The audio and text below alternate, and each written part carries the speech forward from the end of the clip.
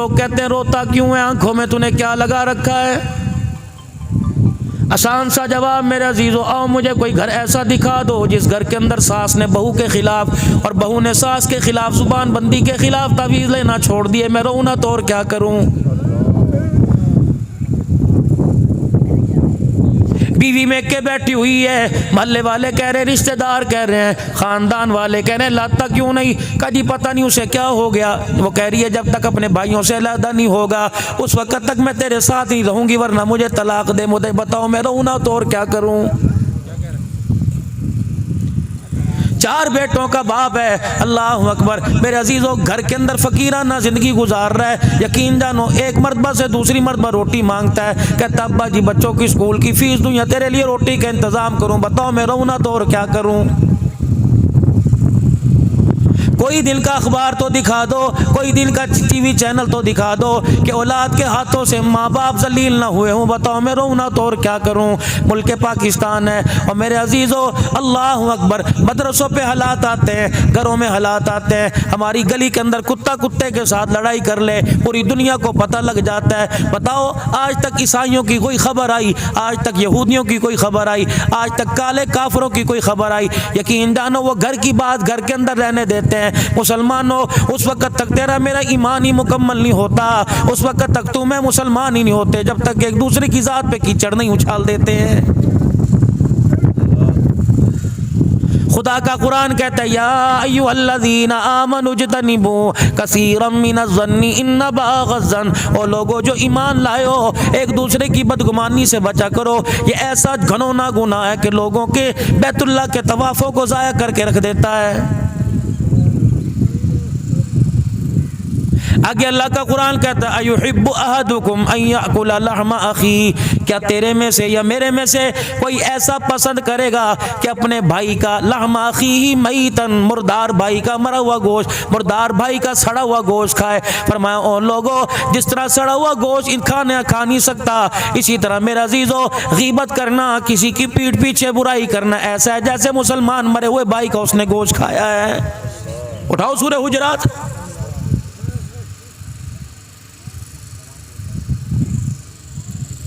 ایک دوسرے کو آپس کے اندر کھڑا دیکھا، یہاں بیٹھنے والا کہہ رہا ہے ہو نہ ہو میرے خلاف بات کر رہے ہیں، اگر اس نے اس کے خلاف بات نہ کی یہ اتنا بڑا بہتان ہے، جب تک میرے عزیزو ان لوگوں سے معافی نہیں مانگ لے گا، لاکھ 27ویں رات کو رو رو کے دکھا دے، شب برات کو صلاۃ تسبیح پڑھ کے سجدے میں رو رو کے دکھا دے، حتیٰ کہ اپنے یہاں اس علاقے کو چھوڑ کے مدینے میں حضور کے روضے کے سائے میں جا کر میرے عزیزو ڈیرا ڈال لے، جب تک جس کی چغلی کی اس سے معافی نہیں مانگے گا تو عرش والا بھی معاف نہیں کرے گا۔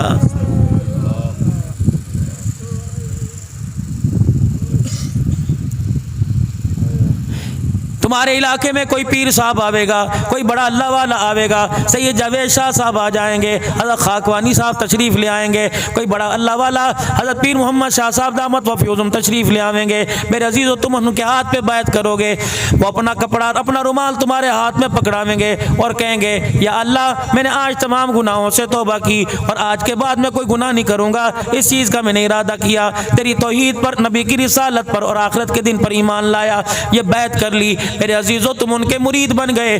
ایک بیعت آپ نے میں نے اللہ سے کی، چھٹا کلمہ پڑھو، اور چھٹے کلمے کے اندر کیا جا رہا ہے؟ اللہ اکبر، پروردگار عالم اعلان فرما رہے ہیں، اپنے حبیب کی زبانی اعلان فرما رہے ہیں، من الکفر والشرک والکذب والغیبت والبدعۃ والنمیمہ والفواحش والمعاصی والبہتان کلھا واسلمت واقول لا الہ الا اللہ محمد الرسول اللہ۔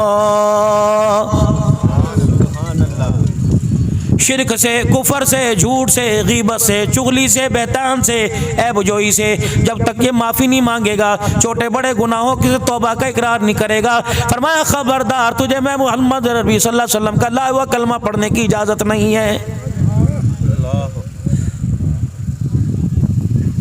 जिना को तो मेरे अजीजों गुनाह समझ लिया, किसी को जिना करते देख लिया, किसी को जिना करते पकड़ लिया, किसी को बदकारी करते पकड़ लिया, या किसी के बारे में पक्की सच्ची तहकीक हो गई, थाने वाले भी हरकत में आ जाएंगे, अदालत वाले भी हरकत में आ जाएंगे, पर पंचायत वाले भी हरकत के अंदर आ जाएंगे। रहमत दो आलम ने फरमाया अल-गीबतु अशद्दु मिनज़-ज़िना, फरमाया जिना करने वाला माफ़ी मांगेगा, माफ़ी मिल जाएगी। गीबत करने वाला जब तक जिसकी गीबत ना की हो उससे माफ़ी नहीं मांगेगा तो अर्श वाला भी माफ़ नहीं करेगा। और गीबत है क्या? अखबार के अंदर खबर आ गई, टीवी के अंदर खबर आ गई। जैसे मेरे अजीज़ों पिछले दिन एक मौलवी साहब का मामला चला हुआ था, मैंने सुनी, मैंने देखा, कोई नहीं। इंसाफ देने के लिए, सजा देने के लिए अदालतें मौजूद हैं, पकड़ने के लिए थाने मौजूद हैं। तुझे मुझे क्या पड़ी? अगर मौजूदा हालात तेरे सामने आ गए, अगर गुनाह हुआ था तो उसकी तरफ से भी अपनी तरफ से इस्तग़फ़ार करता, ताकि अल्लाह जल्ला शान कोरोना वायरस से हमारी जान छुड़ाता, गर्मी की सख्ती से अल्लाह हमारी जान छुड़वा देता। लेकिन मेरे अजीज़ों, हमने तो मजे बना बना कर, एक आदमी ने एक फॉलोवर बढ़ाने के लिए, एक लाइक बढ़ाने के लिए, इसको जो लाइक करेगा, इसको जो लाइक करेगा, इसको जो लाइक करेगा, फरमाया इसको लाइक आज किया, कल किया, परसों भूल जाओगे। आने वाली नस्लों को न इसका नाम याद रहेगा, न इस इदारे का नाम याद रहेगा।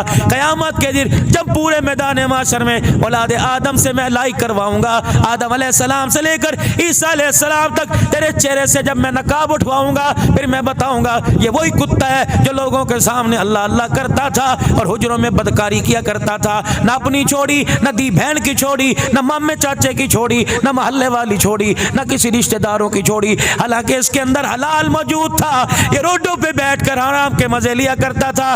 भला तुम इंसाफ करो, जिस आंख ने इतना जिना किया हो, इतना अल्लाह के गैर को देखा हो, तुम इंसाफ करो, क्या वो आंख अल्लाह रसूल के दीदार के काबिल है कि नहीं है?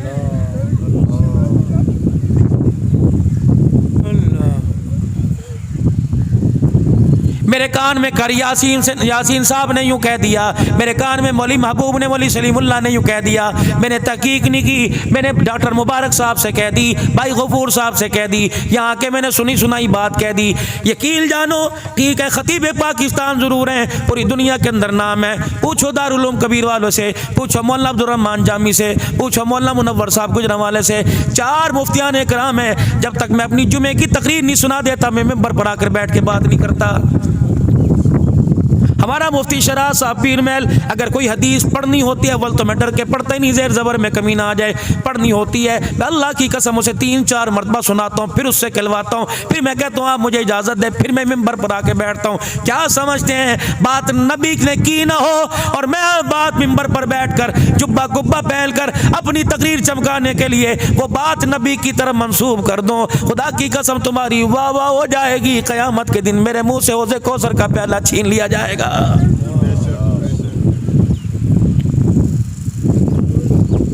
हज़रत मुआज़ रज़ी अल्लाह ताला अन्हु से आपने फरमाया था, ए मुआज़, मैं क्या तुझे दीन का खुलासा ना बता दूं?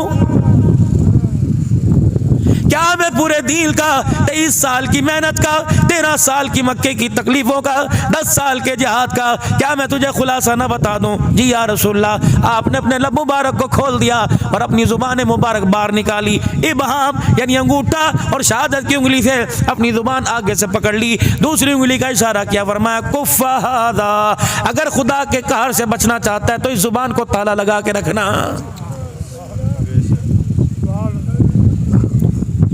फरमाया ए मुआज़, ये जुबान का बोल इतना कड़वा, इतना जहरीला है। फरमाया दुनिया के बदतरीन जहरीले सांप अगर डस जाए, उसका डसना इतनी तकलीफ नहीं होती, उसमें इतना जहर नहीं होता जितना जुबान के कड़वे बोल में जहर होता है।